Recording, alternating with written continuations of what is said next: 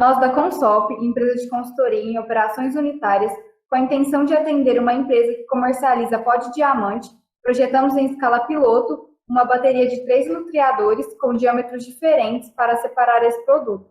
Consideramos a vazão média de entrada de 0,667 centímetros cúbicos por segundo e 50 gramas de pó de granulometria diferente.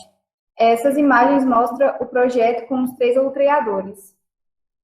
Se tratando de um processo cuja matéria-prima é o pó de diamante, sabemos previamente que ele possui um alto valor agregado. Daí a importância de se fazer um bom dimensionamento a fim de reduzir ao máximo os desperdícios. A Consop simulou então um projeto piloto com uma bateria de elutriadores que separam o pó de diamante em 3 diferentes tamanhos de partícula.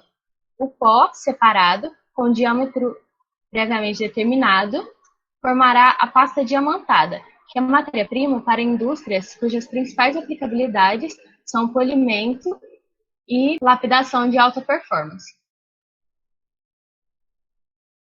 O diamante é uma das formas alotrópicas do carbono e ele pode ser um cristal natural ou um cristal sintético. Os diamantes sintéticos são principalmente utilizados na indústria para a produção de ferramentas de corte, polimento e abrasivos, como, por exemplo, a pasta diamantada. São empregados por causa da sua ampla dureza e a sua alta capacidade calorífica. 98% da demanda industrial dos diamantes é suprida pelos cristais de diamante sintético. Os elutriadores utilizam a diferença de densidade entre o fluido e as partículas, ou a diferença de tamanho das partículas para realizar a separação das mesmas em um fluido. Eles podem ser em batelada ou em série. Neste projeto foram utilizados elutriadores em série. Em seu funcionamento, o fluido sempre terá a mesma vazão. No entanto, a mudança no diâmetro do elutriador irá alterar a velocidade ascendente do fluido, consequentemente alterando qual tamanho de partícula será arrastada e qual será coletado no fundo do equipamento. No primeiro elutriador serão separadas as partículas maiores, portanto, precisa-se de um diâmetro menor para ter velocidades maiores. No segundo elutriador, seu maior diâmetro fará com que a velocidade seja mais baixa, coletando partículas menores e assim sucessivamente. Ou seja, quanto maior o diâmetro, menor será a velocidade ascendente do fluido, permitindo que partículas com velocidade terminal menor sejam coletadas. Essas partículas com menor velocidade terminal também possuem menor tamanho.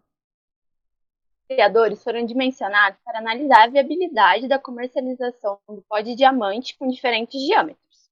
Com alguns dados base, podemos calcular a faixa granulométrica e as frações de partículas em cada elutriador. A tabela apresenta o diâmetro e a massa recolhida em cada um dos 3 elutriadores utilizados.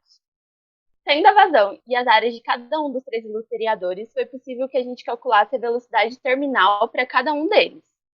E ainda, considerando a esfericidade da partícula igual a 1, podemos obter o coeficiente de arraste CD sobre Reynolds para cada um dos 3 elutriadores. Com os valores de CD sobre Reynolds para cada elutriador já calculado, foi possível calcular o número de Reynolds para cada elutriador. Em seguida, foi então calculado o diâmetro mínimo das partículas retidas nos elutriadores. Como apresentado na tabela 2, a partir dos diâmetros calculados, foi possível calcular então as frações mássicas acumulativas, e com isso, fazer o gráfico de distribuição granulométrica. Essas foram nossas referências. Obrigada pela atenção e para mais informações, este vídeo relatório estará disponível no nosso site. Obrigada!